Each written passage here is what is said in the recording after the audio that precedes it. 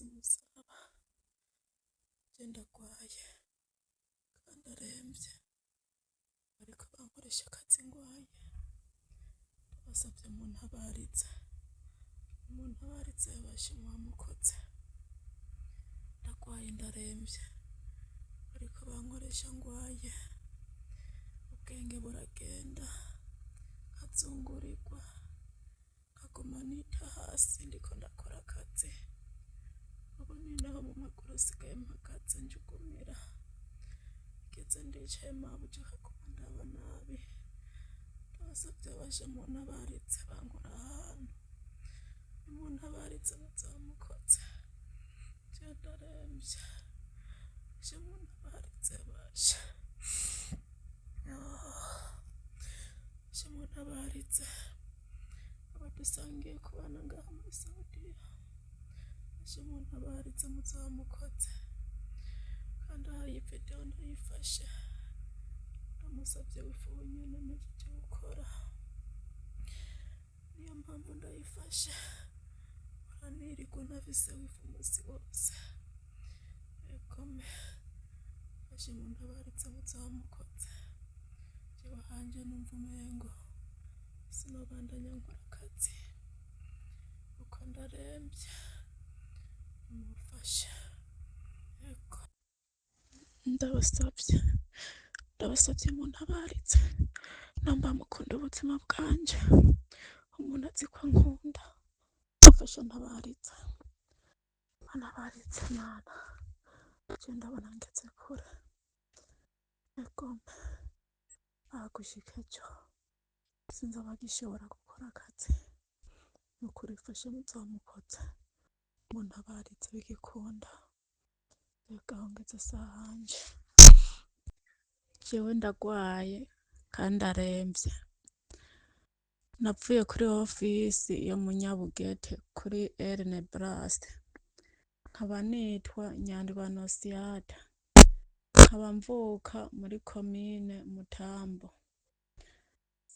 papa yitwa Baragunzwe Emmanuel mama yitwa Nyabenda Pasikazi nukuri ndabasavye umuntu abarize jewe sinoshobora kubandanya nkora akazi kandi ngwaye egome nimufashe muzamukoze nkuko mubyumvise uyu n'undi murundikazi agwaye atabaza yitwa Nyandwi Anosiate iyindi myirondoro yiwe mwayumvise nabagwariye muri Saudi Arabia kandi muri kontra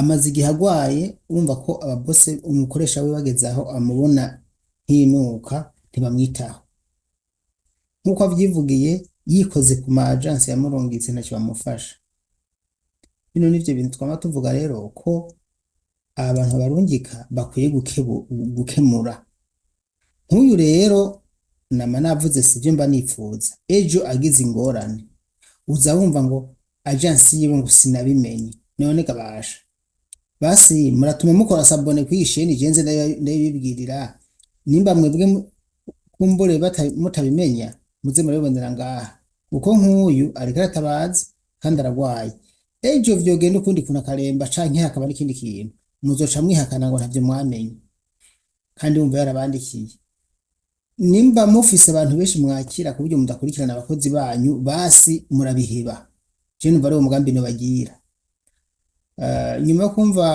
ko agwaye murumva ko n'ijwi ryo ridasohoka neza hari ubundi yampaye ubutumwa hano n'umugenzi wiwe akaudio kiwandunyikiye nako ngwaka yavuze ngo amahoro cyane uwo n'umurundi kazi agwaye bamwita Anosiate amaze iminsi agwaye kandi aragwaye cyane kandi araremvye jewe andungikiye audio ambwira ati nukuri ndagwaye ndaremvye kandi bariko barandaba nabi no gukubitwa meva nkubitwa kandi bagomba abantu hari na wifi kubera ko babona ndiko ndakora navura nta nguvu namba fise ahubwo n'amaguru yatanguye kuvyimba umutima uguma wiruka mpagaze ndikubita hasi ati nukuri jewe ndapfuye rero nyakubahwa dufashe n'ukuri umutabarize kuko na wifi baciye bayimutwara ataraheza kuvuga nukuri muzoba mukoze dufashe amahoro cyane uwo n'umurundi kazi agwaye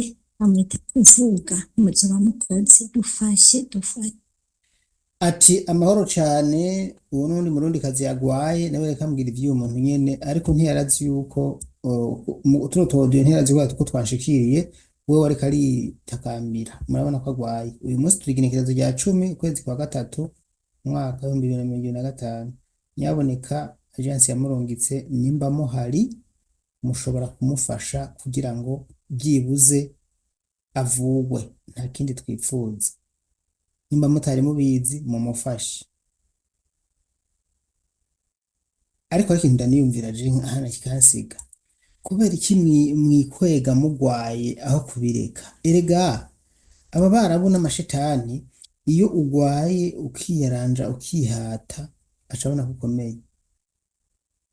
Byiza iyo ugwaye urabireka bagatuma gukubita, mugabo uhatiye ko abona ko ukomeye.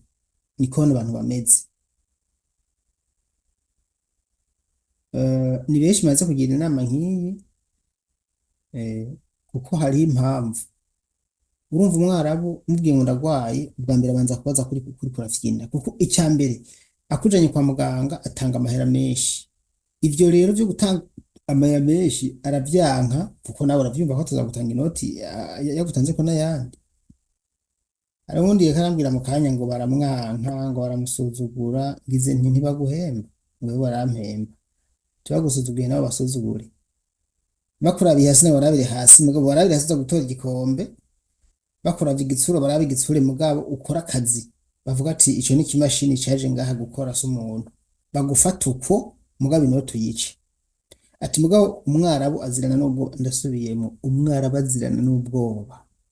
Agize ngo akabona wagize gutya, nukuri arakugendera. Ari uraho twama tuganira ngaha Riziki yambwiye ngo jewe ngo buri gihe ngo boss ngo abwiye ngo ngoma nakurane kuri office, tica simbira mu cyumba nkatora ibege nkazana muri saro, tibanze ndenje koga, agaca agenda muri dusha, agaca yoga kikubita kwa amazi.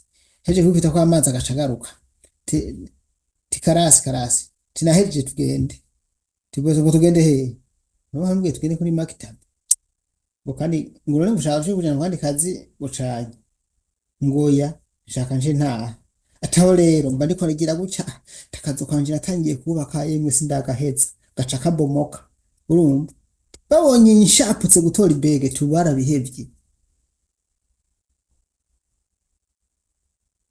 nukuri avuze ngo ndakwirukana, avuga ati yo nukuntu nkumbuye umugabo wanje, nukuntu nkumbuye Jose, ti nyarutsa, tindakumbuye Josiana.